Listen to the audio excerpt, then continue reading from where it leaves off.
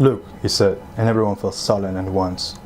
I don't want to sound like I'm trying to be modest or anything, but I had a lot of help with all that stuff. Not with the dragon, you didn't, said Michael Connor once. That was seriously cool bit of flying. Yeah, well, said Harry, feeling it would be childish to disagree. And nobody helped you get rid of those Dementors this summer, said Susan Bourne. No, said Harry. No.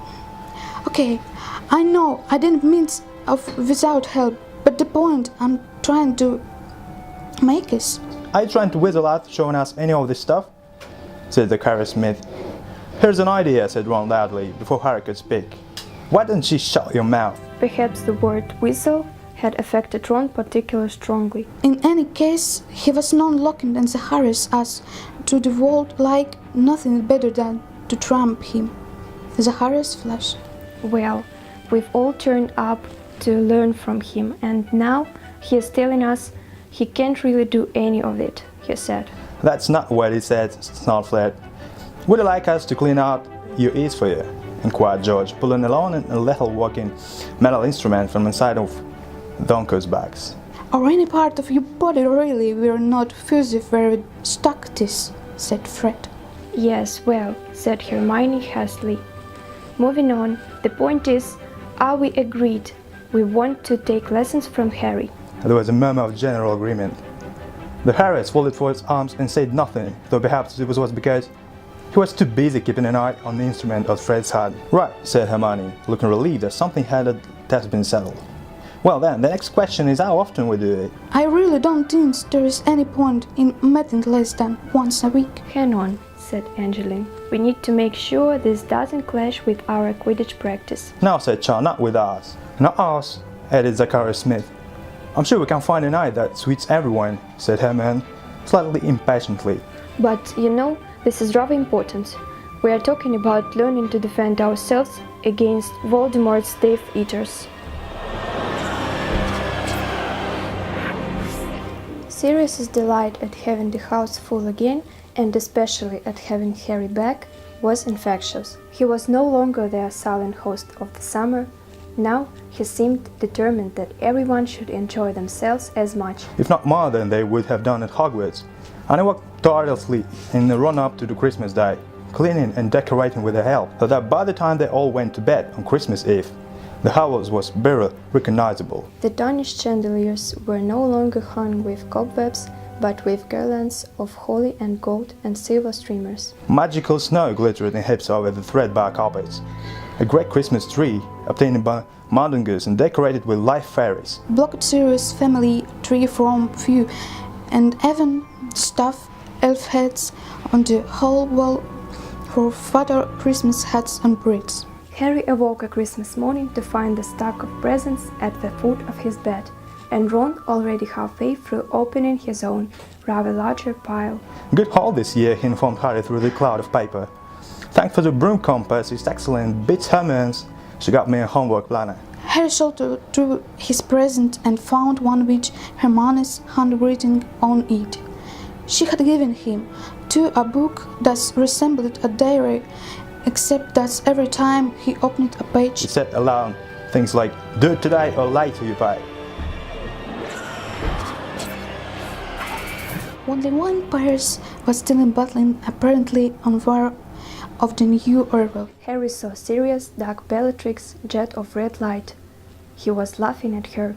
Come on, you can do better than that, he yelled, his voice echoing around the governor's room. The second jet of light hit him squarely on the chest. The latter not quite died from his face, but his eyes widened in shock. Harry realized Neville, though he was unaware of doing so. He was jumping down the steps again, pulling out his wand, as Dumbledore too turned towards the dais. It seemed to take Sirius in age to fall, his body curved in a graceful arc as he sank backwards through the rage wheel hanging from the arc. Harry saw the look of mingled fear and surprise on the godfather's wasted, once handsome face as he fell through the ancient doorway and disappeared behind the well, which fluttered for a moment, as though in a high wind, when fell back into place. Harry heard Bellatrix's strange triumphant scream, but knew it meant nothing. Sirius had only just fallen through into archway. He only repaired from the other side any second. But Sirius did not repair. Sirius! Harry yelled. Sirius!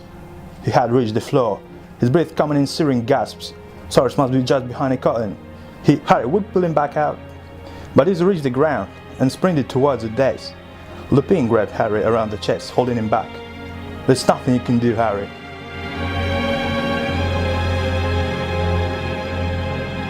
Get him! Save him! He's only just done too. It's too late, Harry.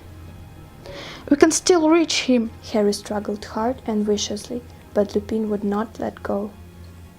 There's nothing you can do, Harry. Nothing. He's gone. He hasn't gone, Garry yelled. He did not believe it. He would not believe it. Still he fought Lupin with every bit of strength he had. Lupin did not understand. People hid behind the curtain.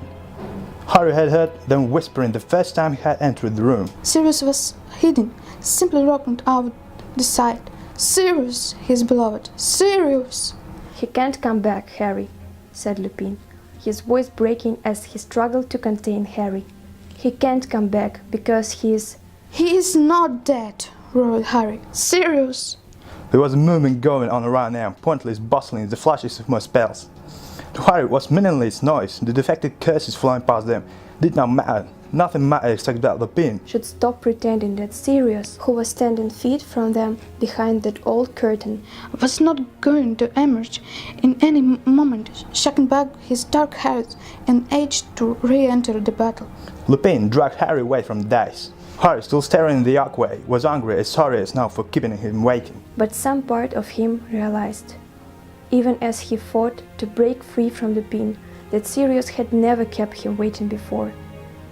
Sirius had risked everything, always, to see Harry, to help him. If Sirius was not reappearing out of that archway when Harry was yelling for him and through his life depended on it, the only possible explanation was that he could not come back, that he really was.